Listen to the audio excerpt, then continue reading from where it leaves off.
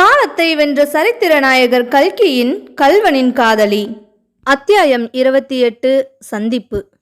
பஞ்சநாதம் பிள்ளை ஜீவிய வந்தவராயிருந்த காலத்தில் கல்யாணி தன்னுடைய இருதயமாகிய கோட்டையை கண்ணுங்கருத்துமாய் பாதுகாத்து வந்தாள். அதில் முத்தையன் பிரவேசிப்பதற்கு அவள் இடங்கொடுக்கவில்லை. அவ்வாறு இடங்கொடுப்பது பாவம் என்று அவள் கருதினாள். ஆகவே முத்தையனுடைய நினைவு வரும்போதெல்லாம் சட்டென்று வேறு குடும்ப காரியங்களில் மனத்தை செலுத்தி அந்த நினைவை போகடித்துக் கொள்வாள். சுவாமி, பாவ எண்ணம் என் மனத்தில் தோன்றாமல் காப்பாற்று என்று கடவுளை வேண்டுவாள். சீதை, தமயந்தி, நலாயினி முதலிய கற்பரசிகளை நினைத்து மனத்தை உறுதிப்படுத்திக் கொள்வாள்.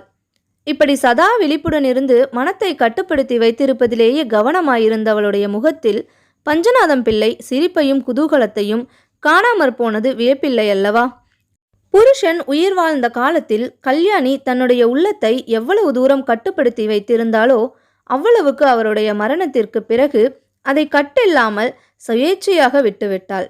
அதிலும் அவர் தன்னை விவாக பந்தத்திலிருந்து விடுதலை செய்வதாக சொல்லிவிட்டபடியால் இனி முத்தையனை பற்றி நினைப்பதில் யாதொரு தவறுமில்லை என்று அவள் கருதினாள்.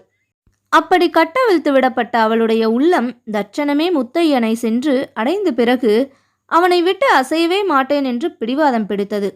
கனவிலும் முத்தையனுடைய நினைவைத் தவிர வேறு நினைவே அவளுக்கு இல்லாமல் போயிற்று. முத்தையன் இப்போது எங்கே இருக்கிறான், என்ன செய்கிறான் என்று அறிய அவள் அளவில்லாத ஆவல் கொண்டாள்.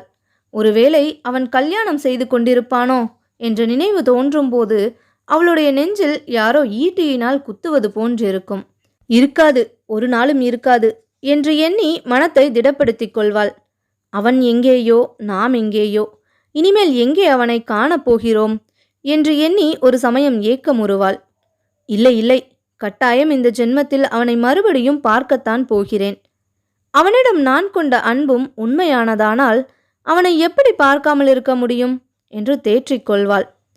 அந்த காலத்திலேயே நீ பணக்காரி, நான் ஏழை என்று சொல்லி காட்டினானே, இப்போது பெரிய பணக்காரியாகிவிட்டேனே, அதனால் அவனுடைய வெறுப்பு அதிகமாகுமோ என்னமோ என்று ஒரு சமயம் பீதியடைவாள். அதெல்லாம் இல்லை, இதற்குள் முத்தையன் தன்மேல் தவறு என்று உணர்ந்திருப்பான். இவ்வளவு செல்வமும் உன்னுடையது, உன் இஷ்டம் போல் செய்யலாம் என்று நான் சொல்வேன். உடனே அவனுடைய மனது இலகிவிடும் என்று இன்னொரு சமயம் உற்சாகப்படுவாள். முத்தையன் பூங்குளத்தில் இல்லை, எங்கேயோ மடத்தில் கணக்கு பிள்ளையாய் போய்விட்டான் என்ற சமாச்சாரம் மட்டும் அவளுக்கு அவள் தகப்பனார் மூலமாய் தெரிந்திருந்தது. அவன் இருக்குமிடம் எப்படி கண்டுபிடிப்பது, அவனை எப்படி சந்திப்பது என்பது பற்றி அவள் 1000 யோசனை செய்தாள். ஆனால் ஒவ்வொன்றிலும் ஏதாவது ஒரு குறை தோன்றிற்று. இப்படிப்பட்ட நிலைமையிலேதான் கொள்ளிடக்கரை திருடனை பற்றி வதந்தி அவள் காதில் விழுந்தது. அவனுடைய பெயர் முத்தையன் என்று கேட்டதும் அவள் உடம்பு சிலிர்த்தது.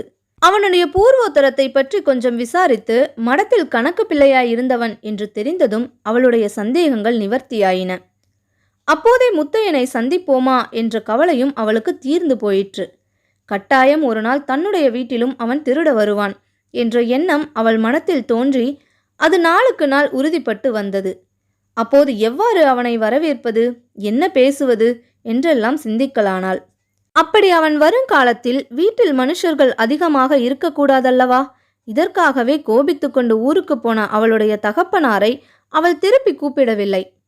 திருச்சிற்றம்பலம் பிள்ளை தம்முடைய இளைய சம்சாரம் குழந்தைகளுடன் தாமரை உடைக்கே வந்துவிட தயாராயிருந்தார் என்பது அவளுக்கு தெரிந்திருந்தும் அதை பற்றி அவள் பிரஸ்தாபிக்கவில்லை. முத்தையனை எதிர்பார்த்து அவள் ராத்திரியில் அநேக நாள் தூங்குவதே கிடையாது. அப்படி தூங்கினாலும் ஏதாவது கொஞ்சம் சத்தம் கேட்டால் திடுக்கென்று எழுந்து விடுவாள். அவன் எப்படி வருவான்? ஓட்டு மேலால் ஏறி குதித்து வருவானா? கன்னம் வைத்து வருவானா? அல்லது தீவட்டி கொள்ளைக்காரர்களைப் போல் பகிரங்கமாய் வந்து வாசல் கதவை இடித்து கதவை திற என்று அதட்டுவானா? இப்படியெல்லாம் எண்ணமிடுவாள். அப்படி வாசல் கதவை அவன் இடித்து தான் கையில் விளக்குடன் போய் கதவை திறந்தால் அவன் எப்படி திகைத்து நிற்பான் என்பதை நினைத்து நினைத்து தானே சிரித்து கொள்வாள். நிலவு எரிக்கும் இரவு நேரங்களில் அவள் வீட்டு முற்றத்தில் உட்கார்ந்து வானத்தையே பார்த்து கொண்டிருப்பாள். இந்த நிலவு முத்தையன் இருக்கும் இடத்திலும் எரிக்கும் அல்லவா? இந்த சந்திரரை அவனும் பார்த்து சந்தோஷப்பட்டு கொண்டிருப்பான் அல்லவா என்றும் எண்ணமிடுவாள். ஒருவேளை இந்த நேரத்தில் அவனும் என்னை பற்றி நினைக்க கூடுமல்லவா என்று எண்ணும்போது அவளுக்கு உடல் சிலிர்க்கும். இருட்டு காலத்திலும் அவள் முற்றத்தில் உட்கார்ந்து வானத்தில் மினுக்கிக் கொண்டிருக்கும் நட்சத்திரங்களை பார்த்து கொண்டிருப்பாள். இந்த நேரத்தில் முத்தையன் கொள்ளிடக்கரையில் எங்கேயோ தன்னந்தனியாய் படுத்திருப்பான் என்று எண்ணுவாள். அச்சமயம் இரவு நேரங்களில் கொள்ளிடக்கரையில் நரிகள் ஊளையிடும் என்பது அவள் நினைவுக்கு வரும். ஒருவேளை 20-30 நரிகளாக சேர்ந்து முத்தையனை வளைத்து கொண்டால் என்று நினைக்கும்போது அவளுடைய உடம்பெல்லாம் பதறும். சில சமயம் அவளுடைய மனோபாவத்தில் நரிகள் போலீஸ்காரர்களாக மாறிவிடும். ஐயோ, அப்படி ஒன்றும் நேராமல் இருக்க வேண்டுமே என்று அவள் பதைபதைப்பாள். முத்தையன் திருடனாய் போனது பற்றி அவளுக்கு அவனிடம் எவ்விதத்திலும் அவமதிப்பு ஏற்படவில்லை. முத்தையன் தப்பு காரியம் எதுவும் செய்வான் என்று அவளால் எண்ண முடியவே இல்லை. இந்த புலிப்பட்டி ரத்தினத்தை போன்ற பாதகர்களை கொள்ளையடித்தால் என்ன பிசகு என்று நினைவே மேலிட்டிருந்தது. முத்தையனை பற்றி மற்றவர்களிடம் பேசுவதில் அவள் இப்போது ரொம்பவும் விருப்பம் கொண்டிருந்தாள். காரியஸ்தர் முதலியாரிடமும் அக்கம் பக்கத்தாரிடமும் அடிக்கடி அவனை குறித்து பேசுவாள். பிரசித்தமான அத்திருடனை பற்றி அச்சமயம் எல்லோரும் பேசிக் கொண்டிருந்தார்களாதலால் இவளும் எவ்வித சந்தேகத்துக்கும் இடமின்றி அவனை பற்றி பேசுவது சாத்தியமாயிருந்தது. அவனுடைய பிரதாபங்களை யாராவது வியந்து பேசினால் இவள் அவனை இகழ்ந்து பேசுவாள். யாராவது அவனை தூற்றினாலோ இவள் அவனுக்காக பரிந்து பேசுவாள்.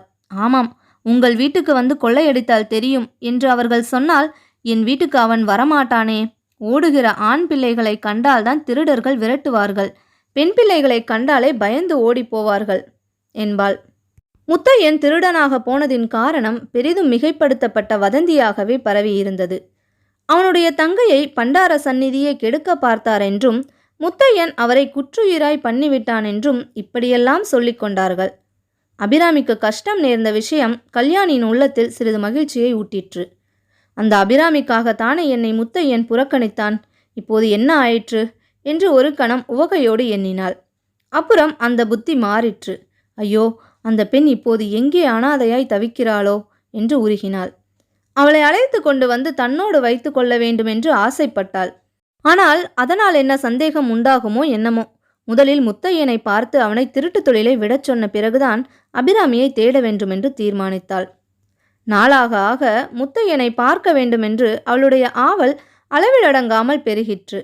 முத்தையா, முத்தையா, நீ எங்கெங்கேயோ யார் யார் வீட்டுக்கெல்லாமோ திருடப் போகிறாய், இந்த பாவியின் வீட்டுக்கு வரக்கூடாதா என்று அவளுடைய இருதயம் கதறியது.